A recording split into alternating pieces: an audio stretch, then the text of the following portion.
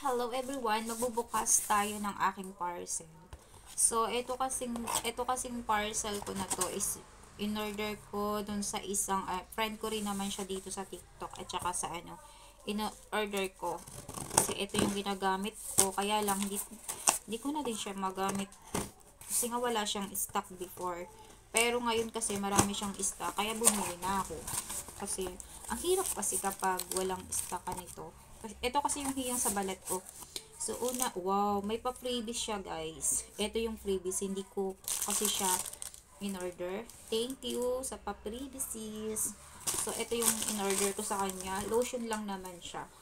Yan. Stock ko na to, guys. Bali, bumili ako ng tatlo. 1, 2, 2, 2, and 3. Yan. Tatlo yung binili ko. Tapos, ay, ang daming freebies. Tapos, bumili din ako ng aloe vera, guys. Na lip balm. Dalawa. Isa lang yung binili ko. Bakit dalawa? Kailan expiration na ito? So, ayan, dalawa nito. Ang dami. Ang dami yung freebies. May mask. Ito yung mask. And then, hindi ko to order, bigay lang niya to. Ang galing, ang dami niyang pa-freebies. Thank you sis sa pa-freebies. And eto guys, binili ko din to, yung 4 set na pang ano to, eyebrows. So eto guys, binili ko yan. Eto. And then eto guys, isa pa. Panlagay sa kilikili. And then, ito pa yung freebies niya. Ang dami naman. Ano kaya ito? Ito guys. Perfume na maliit.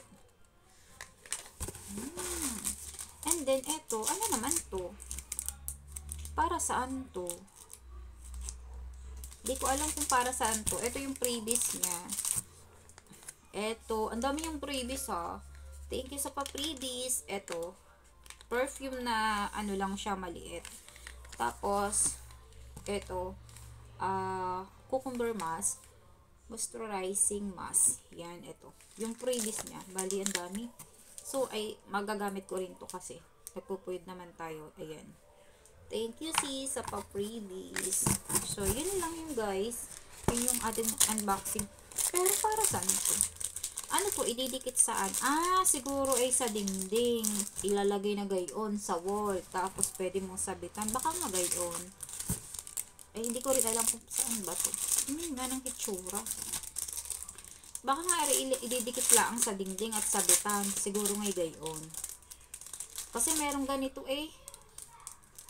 Baka nga ididikit. Pero hindi ko alam kung saan to. Kasi wala akong nakikita na ano niya. Ganyan lang siya. So, ayun lang.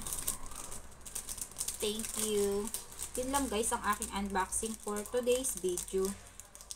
Wala Ayun, ayaw pang masuot. Saka na natin to idikit kung saan natin gustong idikit. Saka ko na lang to idikit kung saan ko gustong idikit.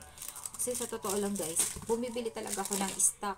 Pag bumibili ako ng stock, maramihan talaga yan. Kasi nga, ayoko nung, isang buwan, bibili ka na naman. Isang buwan, bibili ka naman. Syempre, may shipping fee. Para tipid ba sa shipping fee?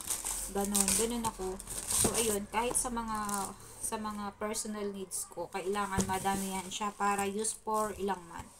So, ayun lang guys, ilalagay ko ulit siya dito, tapos mamaya ko na lang gamitin. Kasi meron pa akong ginagamit na pero ito na yung gagamitin ko mamaya isa. Iwan ko tong isa. Tapos eto. Ang dami. Expiration date is 2025 ngayon, ang expiration date niya ay 2027. Ay, ang galing. Diba? Tapos hindi naman tayo nagala. Ayan